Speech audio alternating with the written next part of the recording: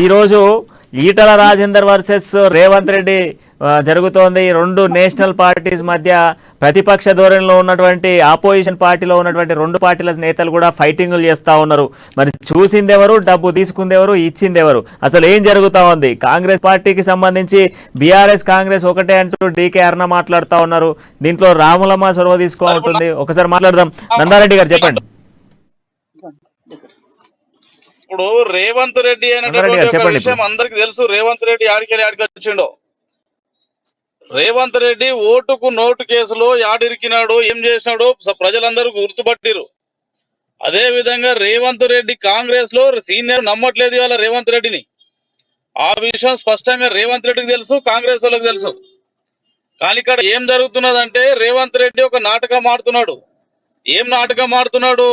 సొంత పార్టీ కాంగ్రెస్ వాళ్ళు నమ్మకపోయినప్పటికీ గిట కాంగ్రెస్ అంటేనే రేవంత్ అంటేనే కాంగ్రెస్ అనేటటువంటి ఒక స్థితికి తీసుకుపోవాలని కలలు కంటున్నాయన. అది సాధ్యం కాదు అనేటటువంటి ఒక విషయం ఆయన గుర్తుపెట్టుకుంటే మంచిది. ఎందుకంటే ఈరోజు భారతీయ జనతా పార్టీ ఈటల రాజేందర్ గారు ఏం తప్పుగా మాట్లాడినారు? నిజంగా నువ్వు ఓటుకు నోటు కేసులో నువ్వు ఇరుక్కున్నటువంటి ఒక దొంగవు నువ్వు కాదా? దొంగ అంటే భుజాలు ఎందుకు కొనుక్కుంటున్నావు? ఇవాళ నువ్వు ఎక్కడైనా ములాఖాతు లేనటువంటి ఒక రాజకీయ చరిత్ర ఉందనేది ప్రతి దగ్గర ములాఖాతు చేసుకునే రాజకీయాన్ని ఏర్పరచుకున్నావు. మరి అలా నువ్వు కేసీఆర్ దగ్గర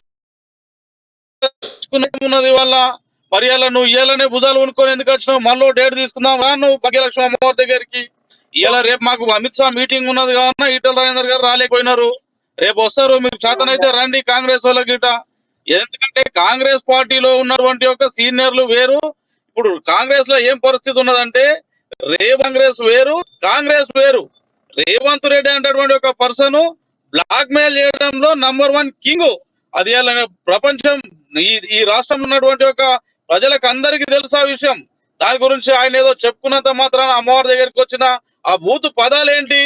అమ్మవారి దగ్గరికి వచ్చి నువ్వు ఒక రాజకీయ నాయకునివి, ఒక రాష్ట్ర పార్టీకి నువ్వు బాధ్యత వహిస్తున్నటువంటి కాంగ్రెస్ పార్టీకి బాధ్యత వహిస్తున్న నువ్వు ఆ బూతులు ఏంటి అంటున్నా నేను. ఆ మాటలు ఏంటి అసలు? అంటే వినసొంపు లేకుండా మాట్లాడుతున్నావు. అహంకారం ఎందుకు అంటున్నా నేను. ఇది రాజకీయ చరిత్రలో ఇలాంటి అన్ని సర్వసాధారణము. కానీ మా అహంకారం తగ్గించుకొని మర్యాదపూర్వకంగా మాట్లాడితే రేపు రోడ్ల మీద తిరుగుతావు. లేకపోతే భారతీయ జనతా పార్టీ కార్యకర్తలు నిన్ను రోడ్ల మీద రానియనటువంటి ఒక విషయం మేము గుర్తు చేస్తున్నాం.